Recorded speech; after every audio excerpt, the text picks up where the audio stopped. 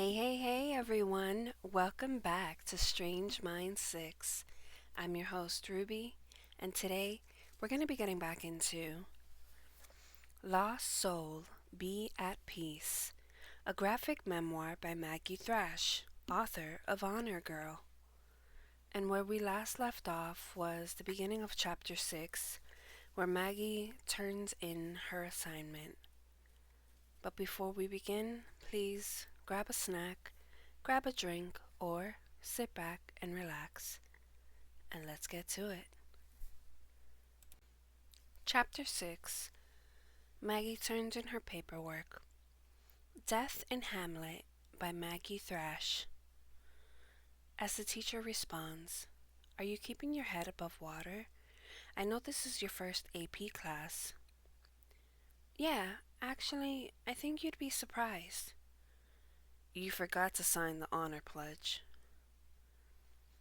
As Maggie goes ahead and writes down her honor pledge on her paperwork, "I pledge that I have neither given nor received help on this assignment. Maggie Thrash."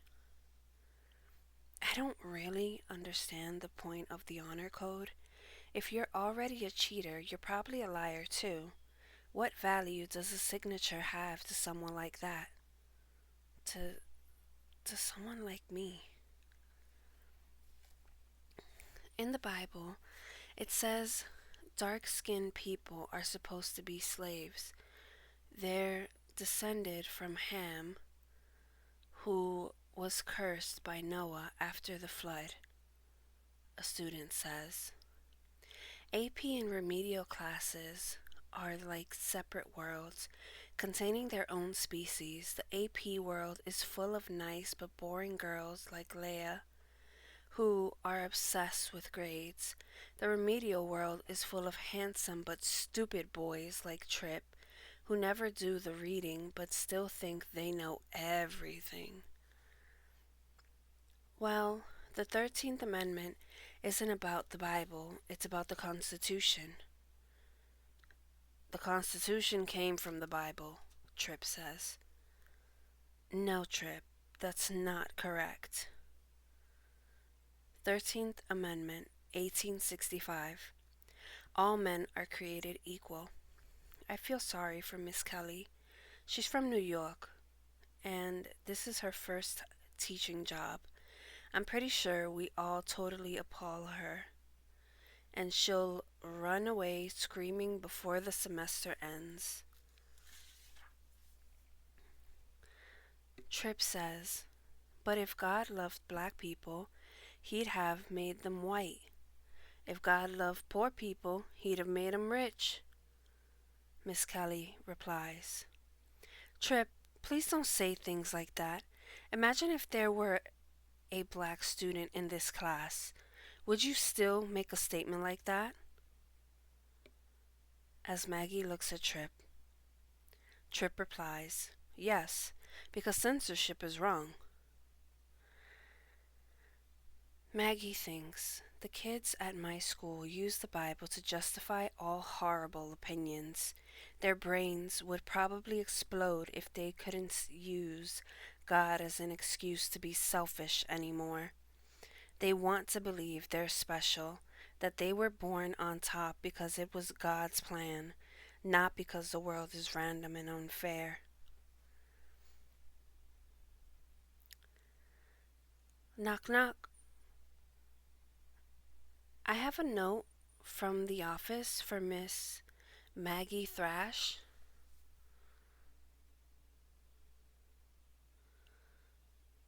As the note is handed to Maggie, "Urgent, see Mrs. Taylor in college counseling immediately." "You're a hottie," someone else writes on the side of the note, and Maggie looks shocked. She looks back at the girl who gave the message as the girl winks at her. "I barely know who that girl is. I think she's the girl who did LSD at prom and spent the summer in rehab in Utah. Is she gay? It's totally possible that she is, and I just never heard about it because if you try to be gay at this school, everyone just ignores you to death until you shut up about it. Maggie, you have a problem, which means I have a problem, says the college counselor.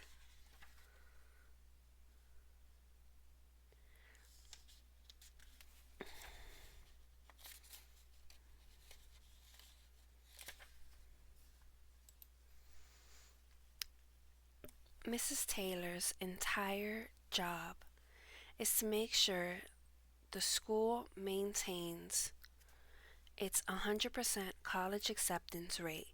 If she doesn't deal with me, they'll have to reprint all the school's brochures. The stakes are high. I'm trying to devise a strategy for getting you into college.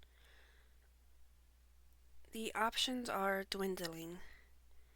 Your SAT scores came in, and frankly, they're appalling.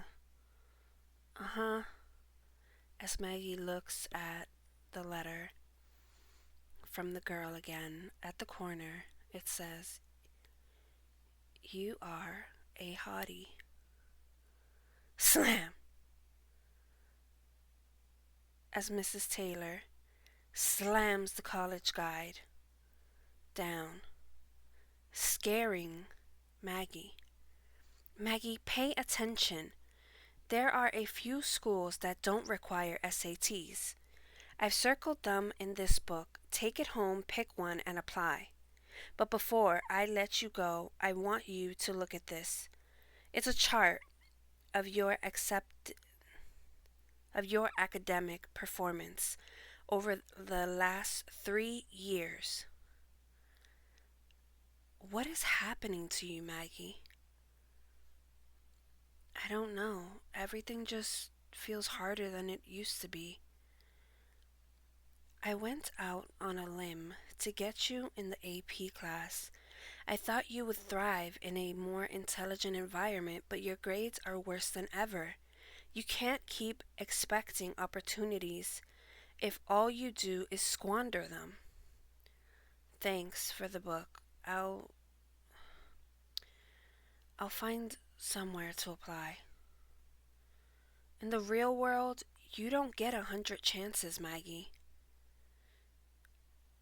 As Maggie walks out of the counselor's office, she sighs.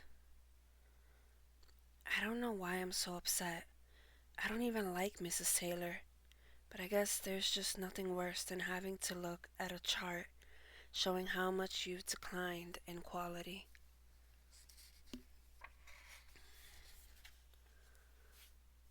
And anyway, the Bible says to be nice to people, so maybe read that part instead of whatever batshit part you're reading.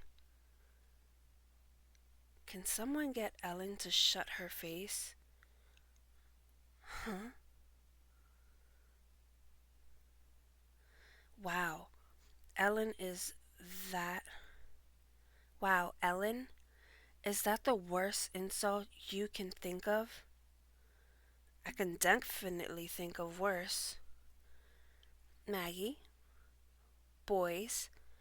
Is this conversation helping anyone? Shrugs. No. Debating has its place and it's not the hallway. Get to class, please. Yes, ma'am. At home, Maggie looks at the top colleges. College Guide 2002. Over 300 profiles. What you doing? Tommy the Spirit says. Facing the future, I have to pick a college. Oh, fun! I'll help. What kind of place are you looking for? Somewhere with a dance program, I guess.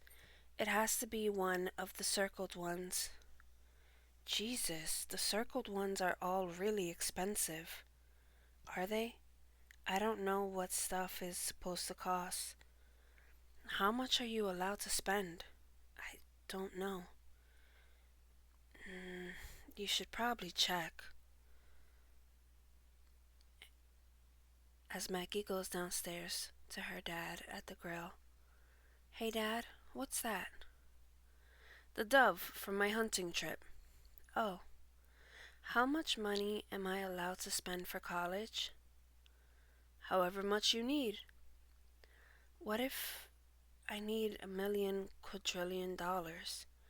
Then I will write a check for that amount. Okay, but what if I don't deserve it? You're my daughter. You have to go to college.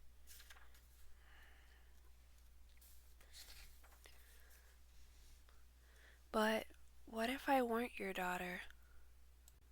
Then you wouldn't exist and we wouldn't be having this conversation. But I'm a shitty student. Sorry. An abysmal student. I don't deserve to go to an expensive school. Maybe it's not about you. Maybe I'm a man who's made good choices in life and I deserve to give my family whatever they want. Well, if you're sure, I am sure. He says I can spend whatever I want, so I guess I'll choose. As she flips the pages. That one. Ugh, thank God that's done with. Wow, life is just that easy for you, isn't it? I guess so.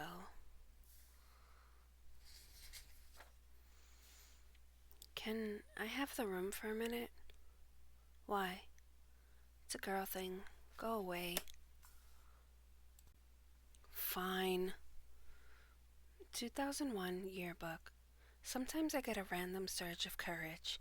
Or maybe it's not courage, maybe it's just a feeling that the universe is pointless, so you may as well do whatever weird idea pops into your brain. Hello? Hi, is Kingsley there? 1 second. Kingsley! Hello? Hi, it's Maggie Thrash. Oh my God, Maggie Thrash, what's up? Not much, you. Nothing. I'm so tired, I'm like barely alive. Same, I've been having these crazy dreams, and then I wake up and can't go back to sleep. Oh, what kind of dreams? I got a dream dictionary for Christmas. Mostly about cats.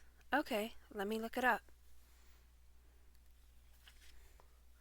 It says cats symbolize individuality and feminine sexual power. What kind of cat? A cat with green spikes? No, a normal cat with gray fur. And in the dream, I can't find her. To dream about a missing cat highlights your independent spirit. You must allow yourself to be free and not let anything hold you back. And the color gray symbolizes individualism, but also loneliness and confusion. Can you believe they're canceling Dharma and Greg? I'm gonna kill myself. Rest in peace. Dinner!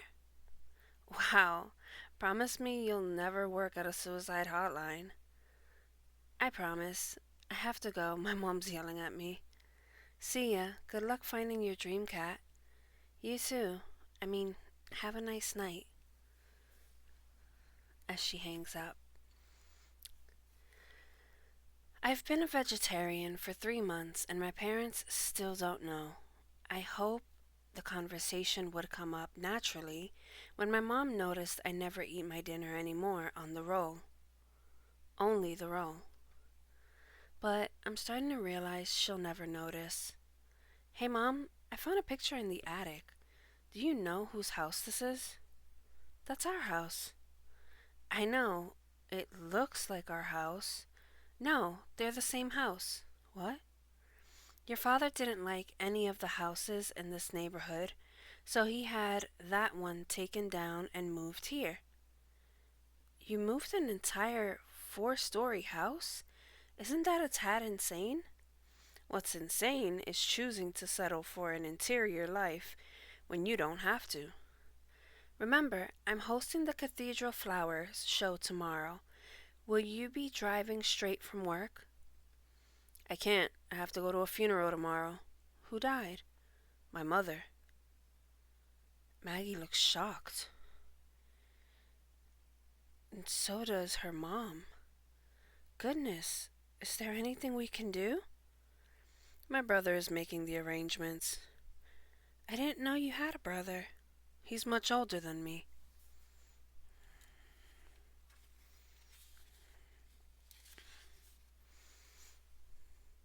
Maggie will go with you if she promises to brush her hair. You don't have to go. It's going to be horrendous. You're going. I'll go. I don't mind. Fine. We'll leave in the morning. I noticed you did not put back the rifle like Bob asked. Sorry, I will. As Maggie goes to put back the rifle, Tommy the spirit goes with her. Wow, I would not mess with your dad.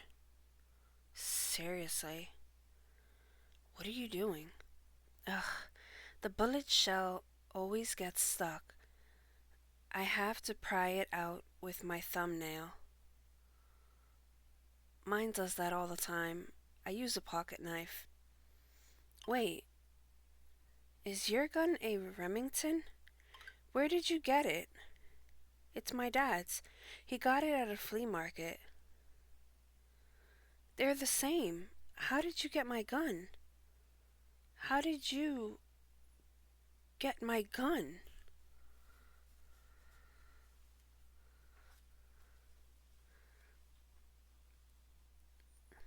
As time passes, they go upstairs. There was a door right here. The same night you appeared and my cat disappeared. Well, don't look at me. I have no idea what's going on. You're totally useless. Why aren't you filled with the wisdom of the dead? Tommy shrugs. Come on, there's a copy of Bob's map of the house in my dad's study. He should be asleep by now. It's just a wall. As Maggie looks at the map, I wish I had a room like this just to think in. It's a tad grim. It's not grim, it's serious. For a serious, important man. Uh-huh. Whoa. As Maggie looks through her father's drawer.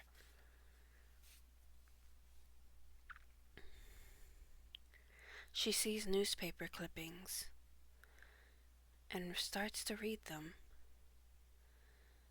Bribes from gang leaders, prostitutes in exchange, verdict of not guilty, criminal misconduct, broken, corrupt, and immoral, judge in disgrace. Trading verdicts for quick cash, senior judge accused of accepting bribes from alleged corrupt, sentenced for 20 years in prison for accepting bribes, facilitators, drug trafficking women, in the pocket of a notorious gang, over 600,000 in drugs, cash, and the list goes on. Tommy asks, "What is it?" Maggie replies, "It's like a collection of evil judges and politicians." That's creepy, Tommy says. Maybe some people are so moral that they don't need a drawer full of reminders that bad choices lead to bad consequences. Maybe for them doing the right thing feels incredibly easy and obvious. But I'm not one of those people. And it's weird to discover that my dad isn't either. That in fact he's probably where I got it from. Come on, let's go. We shouldn't be in here.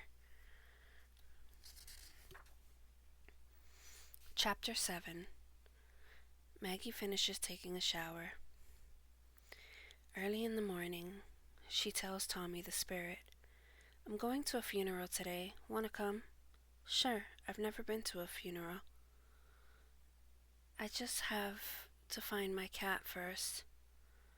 Tommy, here, kitty kitty. Here, She sees a girl sitting on the porch. Have you seen my cat?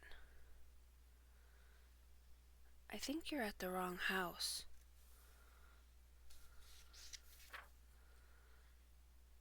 Who's in there? The girl shrugs.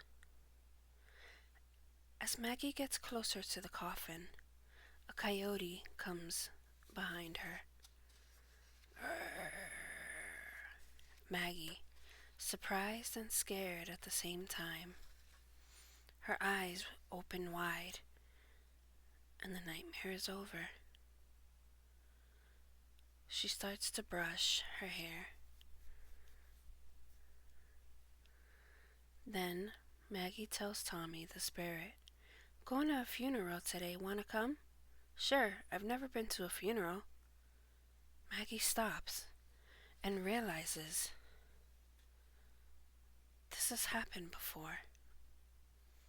She goes downstairs and has breakfast. Her father asks, "Want me to blow dry your hair?" "Huh?" "I used to do my sister's hair when you were young. When we were young." Okay." Who knew my dad could do girls' hair? It's weird to see him filling such a maternal role, and to know that his sister saw this side of him every day, while I'm seeing it for the first time in my life. There. She looks in the mirror. They head to the funeral.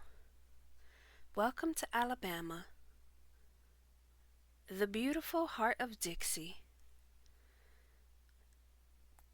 Did you blow dry your hair? You look like a girl. You look like a nerd who rolled in garbage and then died. Okay, no need for hostilities. Huh? Did you say anything? What?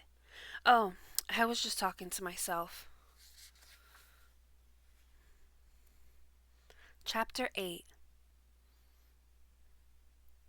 They get to a diner. Go wash your hands before we eat. Everything here is filthy. Yes, sir. Women's bathroom. She sees a girl forcing herself to throw up. "Oh my God, I'm so sorry." Coughs as the girl looks at her. Slam. She slams the door at Maggie.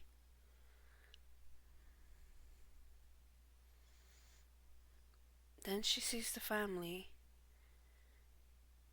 eating food again. The same family that the girl is in. She sits with her father.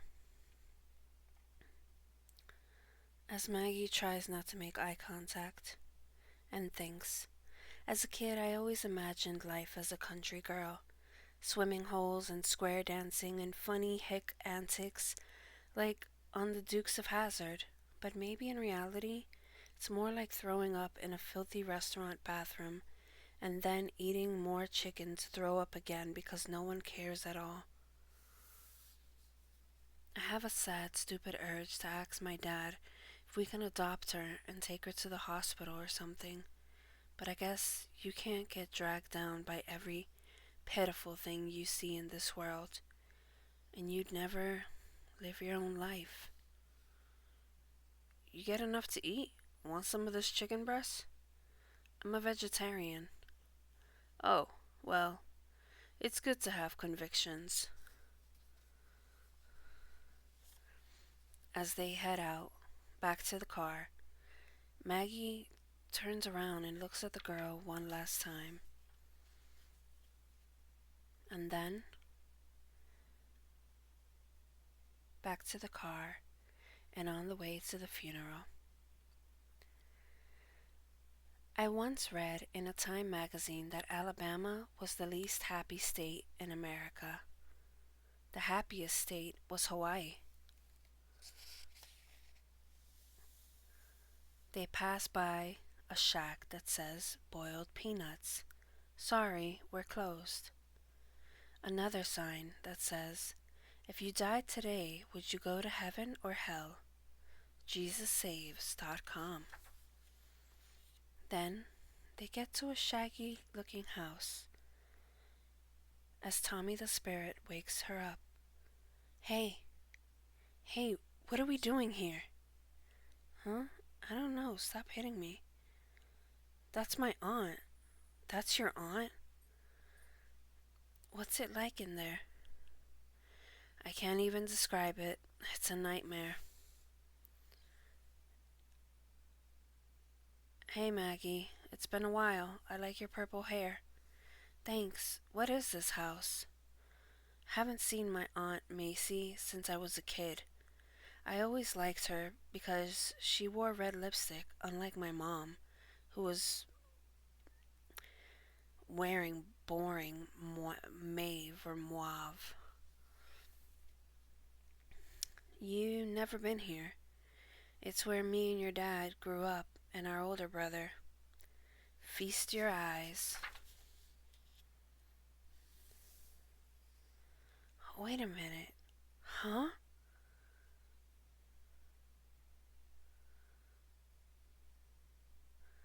As Maggie looks, she looks around and notices the familiar scenery. Tommy, that's you. Who is this guy? That's my brother. I haven't seen him in years. Hey, Dad, who's the guy in the uniform? Oh, that's my brother. I haven't seen him in years. Huh? My dad and Tommy? Tommy and my dad? They're the same person. Tommy, wait. What's going on? How are you? How is this? He's not dead. Why are you a ghost? Deep down, I think I know the answer. There's a part of you that dies when you grow up. A ghost you have to leave behind.